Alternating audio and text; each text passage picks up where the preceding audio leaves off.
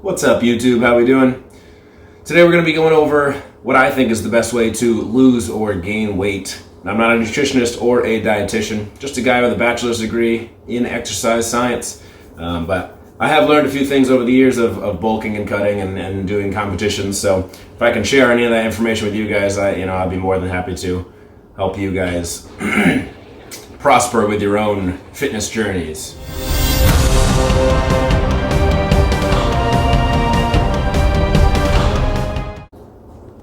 Alright guys, so let's just jump right into it. From my experience, the average person really doesn't have a consistent diet to begin with. You know, you're eating a lot one day, maybe you're on the run next day, you're traveling, you're doing this, you're doing that, work, school, whatever it may be.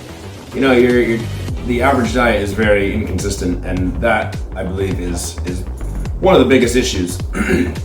Your body has a very hard time adjusting to, any sort of diet when it's not consistent. You're eating a ton one day, you're not eating enough the next day, you're dehydrated one day, the list goes on and on. There's many issues with the American diet, I'll call it. I mean, it's probably more widespread than that, but so from my experience, the thing you want to really focus on is just trying to get a baseline of consistency. You want to have just a level of food that you're trying to eat, and for me, I don't really concern myself with a specific diet. Don't limit carbs. I don't limit carbs. I don't limit protein or fat. Sure, I have certain percentages I try to hit for those macronutrients. So like I said, what you want to focus on is trying to get a consistent baseline of calories eaten every day and stick with it for a duration, a couple weeks. I put videos up on it before, but there are websites, one in particular that I use is called BMR Calculator. BMR stands for basal metabolic rate. It's basically how many calories your body burns at rest. If you were to do absolutely nothing, sitting in bed all day, laying there, your body still burns calories every day, and that's the number that you're looking for. Now, on top of that, you're going to have calories you burn due to exercise or activity, movement throughout the day. So on the website that I use, I'm sure there's tons of them, but the website that I use, there's a multiplier. So you multiply by 1.2 or 1.5 or 1.7, depending on how active you are. The more active, the higher that multiplier is. And that will give you, in my experience, a good baseline for how many calories you should be taking in every day. I don't know the specifics of what mine are, but the last time I checked it, my basal metabolic rate was maybe 2,600, right? So I need 2,600 calories to sustain my body doing absolutely nothing else. On top of that, I need extra calories for any activity that I do. So I believe I usually use 1.5 as my multiplier. And that puts me, somewhere just over 3,000, 3,200 maybe. Don't quote me. I'm not great with off the top of the head math, but say it's 3,200, right? So I need 3,200 calories to maintain my body weight, including any activity I do throughout the day, my job being physically demanding as a trainer, my workouts, everything involved. So 3,200. Now, if I want to lose or gain weight, you're just going to kind of scale off of that number. But before you even get to that, you want to try to hit that number consistently for a duration. Once you've identified a baseline and you've been eating that consistently for a while, you can either try to work up or work down with your calories, either into a deficit to try to lose weight or a surplus to try and gain weight. The general rule of thumb is an extra 500 calories a day. Over the course of a week, that's 3,500 calories. That will equate to either gain or loss of 1 pound.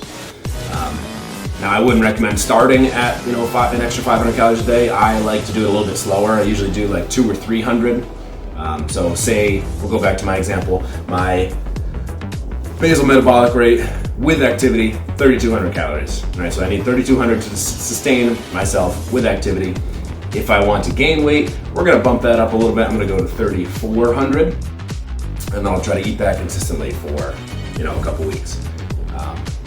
And you should, personally, I've noticed my body weight start changing. I've increased a little bit, so my body weight has started increasing a little bit with that.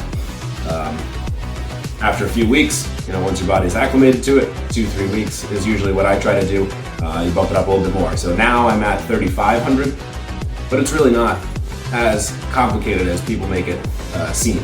There are a ton of diets out there. There's fad diets. There's all these different things you can try: fasting, keto.